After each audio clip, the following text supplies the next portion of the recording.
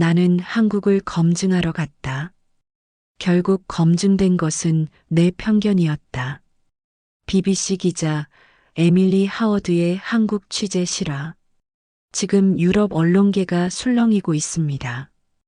BBC에서 단 7분 동안 방영된 짧은 다큐멘터리 하나가 수십 년간 서구 사람들의 머릿속에 자리 잡고 있던 하나의 고정관념을 완전히 뒤집어 놓았기 때문입니다. 그런데 더 놀라운 건 따로 있습니다. 그 다큐멘터리를 만든 사람이 바로 그 고정관념을 가장 강하게 믿고 있던 사람이었다는 것입니다. 그녀의 이름은 에밀리 하워드. 나이 38세, 영국 런던 BBC 국제탐사보도 프로그램의 프로듀서입니다. 옥스퍼드 대학교에서 국제정치학 석사 학위를 받은 엘리트 기자. 중동 분쟁 현장을 직접 취재했고 유럽 난민 위기를 발로 뛰며 보도했습니다. 그녀는 언제나 이렇게 말했습니다. 기자는 감정이 아니라 사실로 본다. 동료들은 그녀를 냉정하고 분석적인 기자라고 평가했습니다. 하지만 정작 그녀 자신도 인식하지 못한 것이 하나 있었습니다. 바로 아시아, 특히 한국에 대한 무의식적인 편견이었습니다. 에밀리에게 한국은 어떤 나라였을까요? K-팝? 유행이지. 드라마? 서구 언론이 만들어낸 이미지야. 기술력? 중국이나 일본의 하청 수준 아닌가? 그녀는 단 한 번도 한국 땅을 밟은 적이 없었습니다. 그러나 그녀는 자신 있었습니다. 왜냐하면 그녀는 항상 데이터를 믿었으니까요. 그 데이터가 대부분 유럽에서 생산된 2차 정보라는 사실은 그때는 보이지 않았습니다. 그러던 어느 날 BBC 시사 프로그램 편집회의에서 하나의 기획안이 테이블 위에 올라왔습니다. 특집 기획 세계가 과대평가한 국가 이미지. 그 첫 번째 대상으로 선정된 나라, 바로 한국이었습니다. 에밀리는 회의실에서 망설임 없이 손을 들었습니다. 제가 가겠습니다. 동료들은 고개를 끄덕였습니다. 그녀보다 냉정하게 사실을 파헤칠 수 있는 기자는 없었으니까요. 하지만 그때 아무도 몰랐습니다.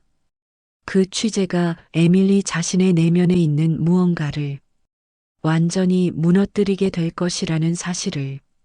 에밀리가 서울 인천국제공항에 내린 것은 12월의 차가운 아침이었습니다. 그녀의 손에는 두꺼운 취재 노트가 들려 있었고 머릿속에는 한국의 과장된 이미지를 검증하겠다는 확신이 자리 잡고 있었습니다. 그런데 첫 발을 내디딘 순간부터 뭔가 이상했습니다. 공항 안내 시스템은 놀랄 만큼 체계적이었습니다. 한국어, 영어, 중국어, 일본어, 4개 언어가 완벽하게 동시에 안내되고 있었습니다. 외국인 관광객을 위한 전용 도움 데스크는 안내원이 먼저 다가와 말을 걸었습니다. 어디서 오셨어요? 도움 필요하세요? 에밀리는 잠시 당황했습니다. 그리고 촬영팀을 슬쩍 바라보며 속으로 중얼거렸습니다. 아마 카메라 때문일 거야. 하지만 그날 하루 동안 그 장면은 계속 반복되었습니다. 지하철역에서 노선도를 한참 바라보고 있을 때 지나가던 30대 남성이 멈추더니 영어로 물었습니다. 어디 가세요? 제가 도와드릴게요. 재래시장에서 카메라를 들고 두리번거리자 상인 할머니 한 분이 손짓으로 먹을 것을 권했습니다. 말이 통하지 않아도 표정과 몸짓만으로도 뜻은 전해졌습니다. 택시를 탔을 때 기사님은 번역 앱을 꺼내 들고 목적지를 더 빠르게 갈 수 있는 우회로를 설명해 주었습니다. 에밀리는 그날 밤 호텔 방에서 촬영된 영상들을 하나씩 돌려보면서 한참 동안 아무 말도 하지 못했습니다. 그리고 처음으로 이런 생각이 스쳤습니다. 내가 알던 한국이 정말 맞는 건가? 물론 그녀는 바로 자신을 다잡았습니다. 아직 하루밖에 안 됐어. 보여주기 위한 연출일 수도 있어. 하지만 그 의심의 씨앗은 이미 에밀리의 마음속에 심어져 있었습니다. 다음 날 아침 에밀리는 촬영팀에게 계획을 말했습니다. 오늘은 방식을 바꾸겠습니다. 직접 실험해 봅니다. 그녀가 선택한 방법은 숨겨진 카메라를 이용한 사회 실험이었습니다. 관광지도 아니고 기업 홍보관도 아닌 서울의 평범한 일상 속에서 한국 시민들의 진짜 모습을 기록하는 것. 실험 1. 지갑 떨어뜨리기. 에밀리는 지갑을 일부러 인도 위에 떨어뜨리고 걸어갔습니다. 그냥 지나쳐도 이상하지 않습니다. 서울은 하루에 수백만 명이 오가는 대도시니까요. 15초. 지나가던 젊은 여성이 발걸음을 멈췄습니다. 지갑을 들어 올리더니 에밀리가 사라진 방향을 바라보며 저기요 라고 외치며 달려왔습니다. 에밀리는 카메라를 보며 잠시 말을 잃었습니다. 실험 2. 길을 잃은 척 서 있기. 에밀리는 지도를 꺼내 들고 두리번거리며 한참 서 있었습니다. 그것도 출퇴근 시간, 사람들이 바쁘게 오가는 지하철 출구 앞에서 3분쯤 지났을까? 바쁘게 걸어가던 50대 남성이 멈추더니 스마트폰으로 직접 지도를 검색해 함께 방향을 찾아주었습니다. 심지어 몇 발자국 따라와 손으로 방향을 가리키며 설명까지 해주었습니다. 실험 3. 무거운 짐 들고 계단 앞에 서 있기. 에밀리는 무거운 트렁크를 끌고 계단 앞에 멈춰 섰습니다. 엘리베이터가 보이지 않는 지하철 입구였습니다. 그냥 기다렸습니다. 얼마 지나지 않아 지나가던 남성 2명이 아무 말 없이 트렁크 양쪽을 잡고 계단을 함께 올라주었습니다. 고맙다는 인사를 받고도 그들은 그냥 각자의 길을 가버렸습니다. 마치 당연한 일을 한 것처럼. 그날 저녁 에밀리는 편집실에 홀로 앉아 영상을 돌려봤습니다. 실험 결과는 명확했습니다. 연출이 아니었습니다. 카메라를 의식한 행동도 아니었습니다. 그것은 그냥 서울의 일상이었습니다. 에밀리는 노트에 한 문장을 적었습니다. 나는 무엇을 증명하러 온 것인가? 며칠 후 에밀리는 산업 현장 취재에 들어갔습니다. 처음 목적은 분명했습니다. 한국의 기술력이 과장되었다는 사실을 숫자로 증명한다. 첫 번째 방문지는 서울 강남의 한 AI 스타트업이었습니다. 창업한 지 3년, 직원 평균 나이 29세. 에밀리는 솔직히 홍보용으로 꾸며진 공간일 거라 생각했습니다. 그런데 사무실 안은 생각과 달랐습니다. 회의는 10분을 넘지 않았습니다. 팀장이 문제를 제기하면 개발자들은 노트북을 열고 실시간으로 코드를 수정했습니다. 논의하겠습니다가 아니라 지금 해보겠습니다였습니다. 에밀리는 카메라에 대고 혼잣말을 했습니다.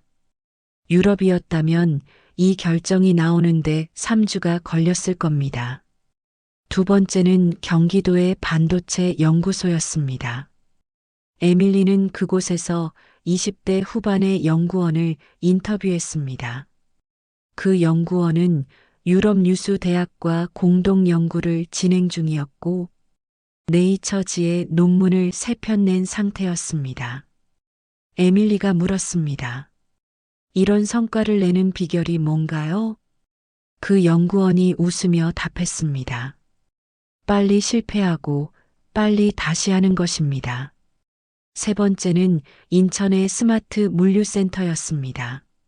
로봇과 AI가 연동된 자동화 시스템은 에밀리가 유럽에서 보았던 어떤 시설보다도 정밀하고 빠르게 돌아갔습니다. 그녀는 취재 노트에 이렇게 썼습니다. 기술력이 과장되었다는 가설 기각. 그리고 그날 밤 런던 본사에 중간 보고서를 보냈습니다. 제목은 이랬습니다. 기대와 다른 현실 과소평가된 산업 경쟁력. 본사에서 답장이 왔습니다. 에밀리, 방향이 처음 기획과 많이 다른 것 같은데. 에밀리의 한국 취재 마지막 날이 다가왔습니다. 그녀는 마지막으로 한 명을 더 만나기로 했습니다. 28세, 서울에서 에듀테크 스타트업을 창업해 2년 만에 흑자를 낸 청년. 그의 이름을 대신해 여기서는 준혁이라고 부르겠습니다. 에밀리는 인터뷰 전에 예상 질문지를 정리했습니다. 한국 사회의 문제점은 무엇인가? 글로벌 경쟁력의 실체는 무엇인가? 성공의 이면에는 무엇이 있는가? 그녀는 여전히 기자였습니다. 감동이 아니라 균형 잡힌 사실을 찾아야 했습니다. 에밀리가 첫 번째 질문을 던졌습니다. 한국이 단기간에 이렇게 성장한 진짜 이유가 뭐라고 생각하세요? 준혁은 잠시 생각하다 이렇게 말했습니다. 한국은 완벽한 나라가 아니에요. 문제가 엄청 많아요. 저도 알고 다들 알고 있어요. 근데 한국 사람들은 그 문제를 빨리 고치려고 해요. 완벽해지려는 게 아니라 어제보다 나아지려는 거예요. 에밀리는 펜을 잡은 손이 멈추는 것을 느꼈습니다. 준혁이 말을 이었습니다. 외국 기자들이 한국을 볼 때 가끔 두 가지 실수를 해요. 하나는 너무 이상화하는 것, 또 하나는 너무 비판하는 것. 근데 둘 다 틀렸어요. 한국은 그냥 계속 달리고 있는 나라예요. 멈추지 않고 달리는 것, 그게 경쟁력이에요. 에밀리는 그 말을 받아쓰지 않았습니다. 그냥 그를 바라보았습니다. 인터뷰가 끝나고 밖으로 나온 에밀리는 한동안 거리에 서서 아무 말도 하지 않았습니다. 촬영 감독이 조심스럽게 물었습니다. 에밀리, 괜찮아요? 그녀는 천천히 고개를 들어 서울의 하늘을 바라보며 말했습니다. 나는 지금 무엇을 증명하러 온 건지 모르겠어. 서울 취재를 마치고 런던으로 돌아온 에밀리는 편집실에서 긴 밤을 보내기 시작했습니다. 영상을 자르고 이어 붙이고 나레이션을 다듬으면서 그녀는 조금씩 하나의 이야기를 만들어 갔습니다. 처음에 품었던 가설을 정직하게 뒤집는 이야기를. 그런데 그 과정에서 본사 간부들과의 갈등이 시작되었습니다. 편집 중간 검토 회의에서 선임 프로듀서가 영상을 보다가 말했습니다. 에밀리, 내용이 너무 긍정적인데? 에밀리가 차분하게 답했습니다. 찍힌 것들이 그렇습니다. 사실이 그렇습니다. 또 다른 간부가 말을 보탰습니다. 시청자들이 이걸 보면 한국관광청 홍보 영상 같다고 생각하지 않을까요? 에밀리는 잠시 말이 없었습니다. 그리고 천천히 입을 열었습니다.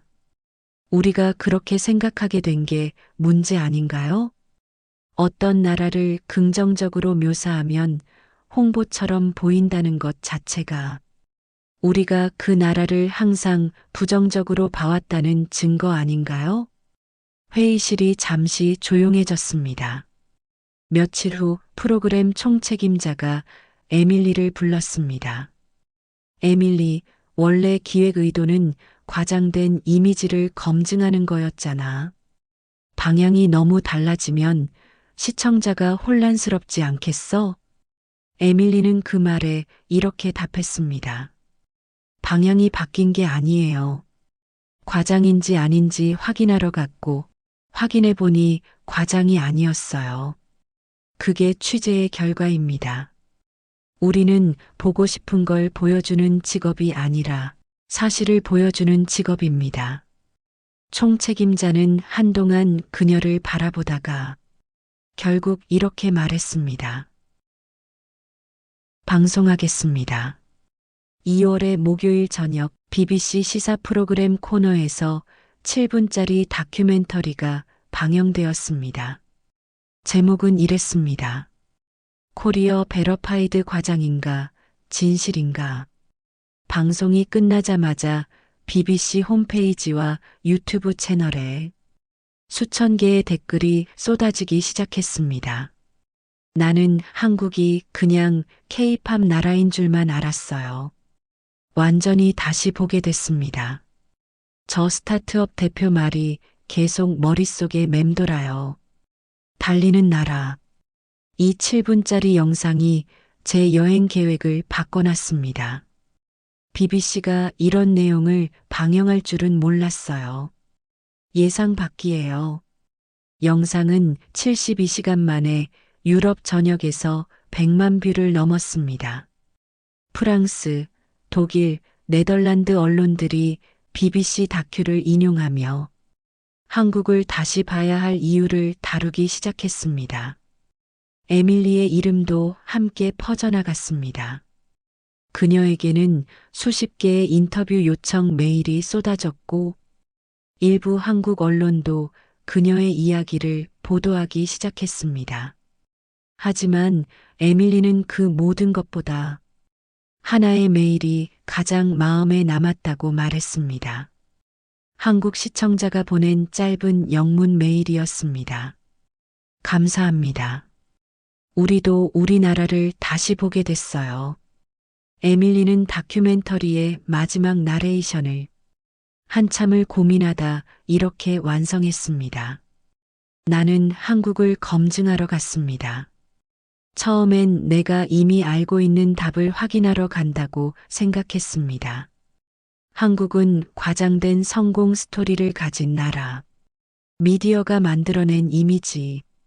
K-팝과 드라마가 만들어낸 신기루.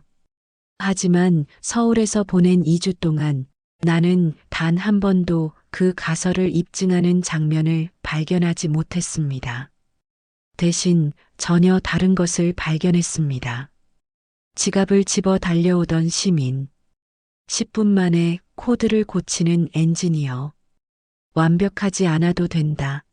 다만 빨리 고치자고 말하던 청년. 한국은 완벽한 나라가 아니었습니다. 하지만 그것이 오히려 한국의 경쟁력이었습니다. 완벽함을 추구하는 나라가 아니라 변화에 저항하지 않는 나라. 실패를 숨기지 않고 실패해서 빨리 배우는 나라. 나는 한국을 검증하러 갔습니다. 결국 검증된 것은 내 편견이었습니다. 에밀리 하워드는 지금도 BBC에서 일하고 있습니다. 그리고 그녀는 그 취재 이후로 아시아 관련 보도에서 자신의 판단을 먼저 의심하는 습관이 생겼다고 말합니다. 우리는 종종 모르는 곳에 대해, 가보지 않은 곳에 대해 너무 많은 것을 알고 있다고 착각합니다. 그리고 그 착각은 때로는 아무리 냉정한 기자에게도, 아무리 데이터를 사랑하는 분석가에게도 조용히 파고들어 있습니다. 에밀리의 이야기는 한국에 관한 이야기이기도 하지만 결국 우리 모두의 이야기이기도 합니다. 우리는 얼마나 많은 것을 한 번도 직접 확인하지 않고 믿고 있는 걸까요? 이 영상이 도움이 되셨다면 구독과 좋아요 부탁드립니다. 다음 영상에서 또 다른 시선으로